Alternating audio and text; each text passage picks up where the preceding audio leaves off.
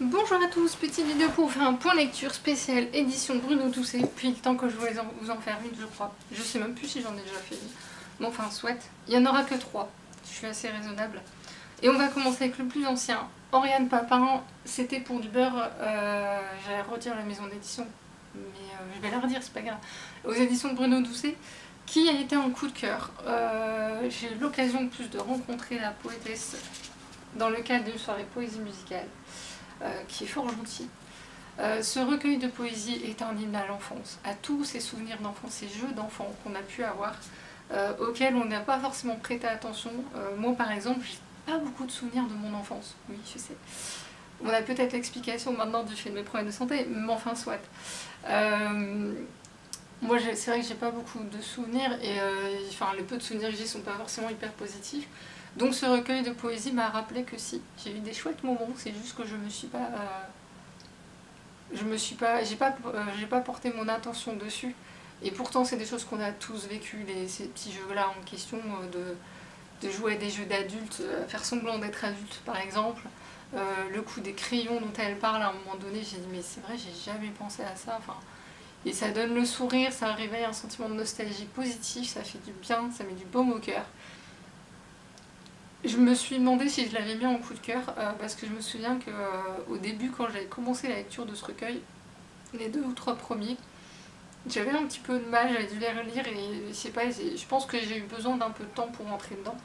Et après c'était parti, et avec la soirée de poésie musicale, en fait ces poèmes qui m'avaient posé problème, le fait qu'elle les lise à voix haute, j'ai compris leur sens.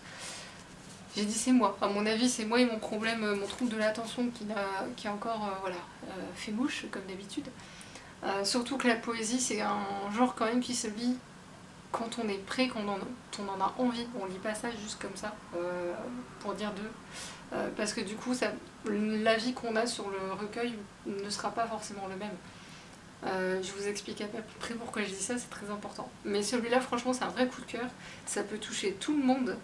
On a tous des souvenirs comme ça, ou ce moment où on découvre que les adultes ne sont pas des êtres merveilleux et parfaits. Il y a plein de choses comme ça. J'ai même été étonnée parce qu'à un moment donné, il y a un poème où elle a mis un mot dedans. Je n'aurais jamais pensé que ça pourrait aller dans de la poésie, ce mot-là.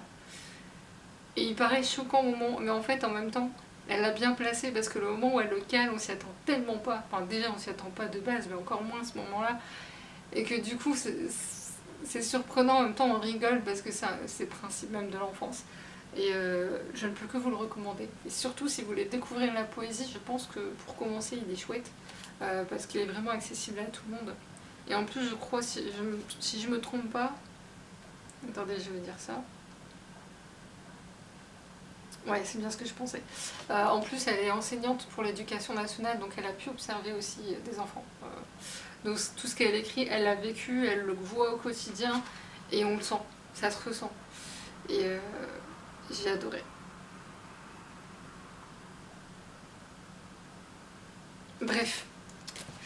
Nawel Benkraïm, Le Cordon, donc toujours aux éditions Bruno Doucet. Vous voyez l'avantage des couleurs de la maison d'édition, c'est que je peux adapter avec les post-it. Ça marche pas à tous les coups, mais le suivant, j'ai pas choisi la bonne couleur. Je sais pas pourquoi j'ai pris celle-là. Enfin, c'est pas grave. Alors, Nawel Benkraïm, j'avais lu J'abrite un secret, son précédent recueil que j'avais aimé, que j'avais rencontré la poétesse aussi, toujours dans le cadre de soirée poésie musicale. Et je suis étonnée qu'ils mettent pas le nom de son précédent recueil dans le livre. Il fallait bien un petit défaut quelque part pour l'éditeur, mais c'est pas grave, à moins qu'il l'ait mis à la fin. Oui, ils l'ont mis à la fin, autant pour moi, je retire ce que je viens de dire. Le précédent, je l'avais pas mis en coup de cœur, mais je l'avais beaucoup aimé. Ça s'était joué à rien. Je sais plus pourquoi je l'avais pas mis en coup de cœur, mais je sais que ça se joue à pas grand chose. Et celui-là, bah forcément, comme j'avais mis son précédent, je me devais de l'acheter. J'ai même pas réfléchi, j'ai même pas regardé de quoi ça parle. Et en fait, le poème qui est mis en dernier, c'est le tout dernier poème de ce recueil, et ça résume très bien le recueil. Cordon. Colère et pardon bercent ma raison. Pardon, je recommence, je viens de me planter. Cordon, colère et pardon bercent ma maison. Colère et pardon percent mon plafond. Cordon. Je trouve que ce poème résume tout. Et je vous explique pourquoi juste avant je vous disais un recueil de poésie se lit au bon moment. quand on a envie et quand on est seul chez soi et au calme. Je l'avais pris pour ma pause en formation. Et j'ai commencé à lire pendant la pause en restant seule, mais j'étais dans un couloir. Alors certes j'étais toute seule, mais à un moment donné il y a du passage et bref. Et du coup j'étais pas totalement dedans, il y a des poèmes qui m'ont marqué tout de suite, ou voilà, vous voyez ça. Et il y en a un qui est extrêmement long dedans, long mais dans le sens positif, c'est pas négatif du tout. Et je m'étais dit, oh, j'ai du mal avec ce recueil, je suis un peu déçue sur le coup, mais je l'ai relu là juste avant pour donner mon avis vu que je me souvenais pas de grand chose. Et c'est là que je me suis dit, bah voilà, tu l'as lu dans un lieu où tes sens étaient accaparés par d'autres choses, par les bruits environnants.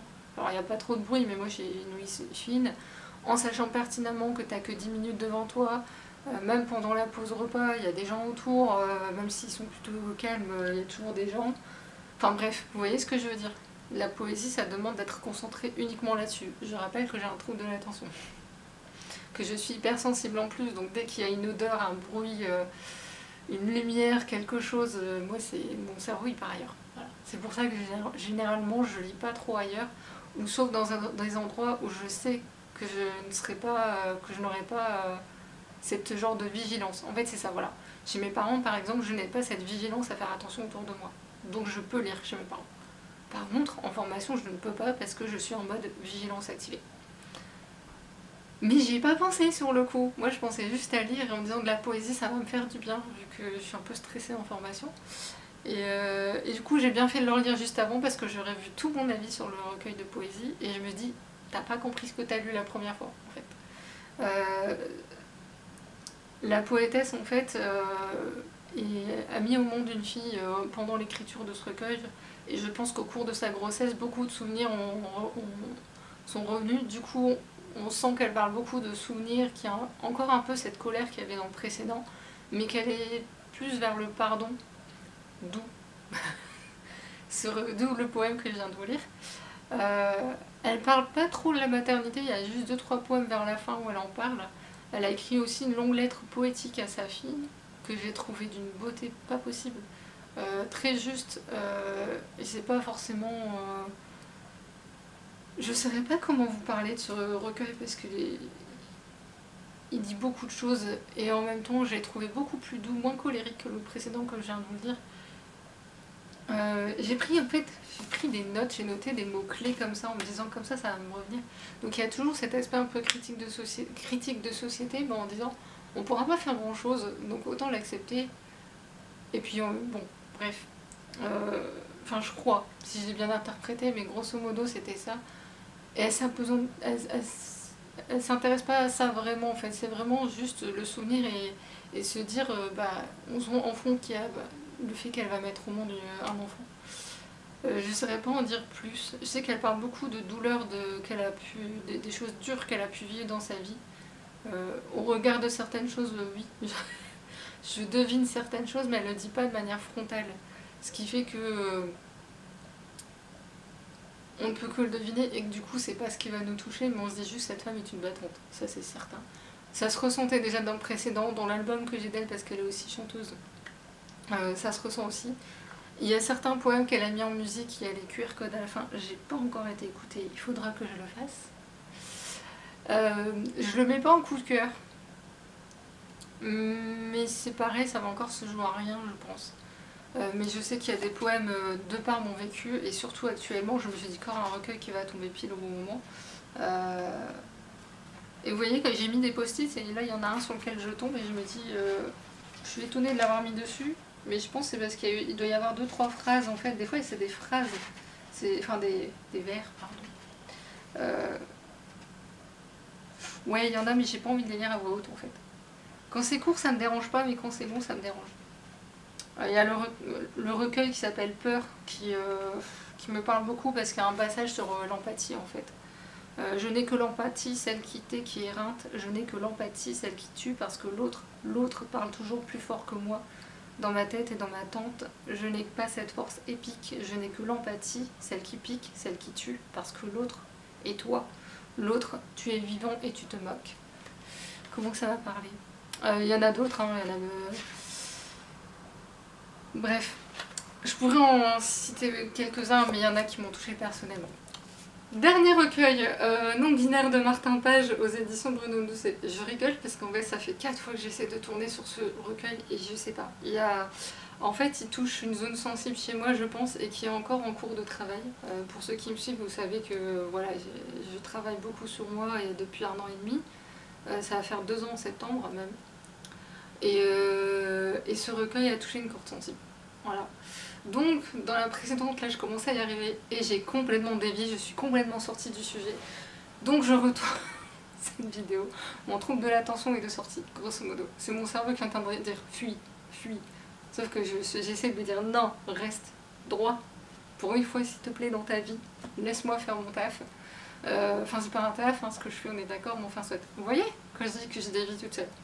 Bref, donc Martin Page aborde le thème de la non-binarité dans ce recueil, mais pas seulement. Donc si vous pensez que c'est pas fait pour vous, parce que vous n'êtes pas concerné, c'est faux. Parce qu'il parle de plein d'autres sujets qui sont liés, mais qui peuvent concerner tout le monde. La preuve, c'est que moi, il y a des poèmes où je me suis sentie totalement concernée. Le point culminant de ce recueil, pour moi, c'est la postface. La première page de la postface, la page 73, pour être très exact, qui commence par merci au thérapeute. Je m'arrêterai là, je ne lirai pas la suite parce que sinon je vais mettre à pleurer. Ça m'a. Déjà le reste m'avait beaucoup touchée, mais ça allait encore. Ça a réveillé des choses qui font pas forcément plaisir, mais. Et encore, Martin Page a beaucoup de douceur dans sa plume. Il y a une douceur. Il y a quelque chose une bienveillance.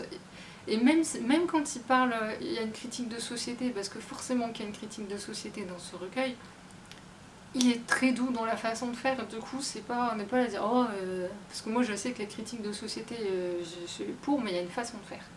Le côté colérique, je n'y adhère pas. Le côté Martin Page, j'y adhère totalement. Et est-ce que j'ai un trouble anxieux aussi là? Ouais, bref. Vous êtes en train de voir exactement des choses des parties de handicap, c'est chouette. Bref, donc ce recueil m'a beaucoup touchée. Il parle vraiment du fait qui elle est à genre. J'essaie d'articuler. Du fait, alors ce qui prime, surtout ça, ce qui prime, c'est en fait l'ouverture de ce recueil est très juste puisqu'il Martin Page y aborde certaines cultures dans le monde qui ne sont pas juste binaires, genre homme ou femme, ou je sais plus, il prend des tas d'exemples qui sont tellement justes, tellement vrais.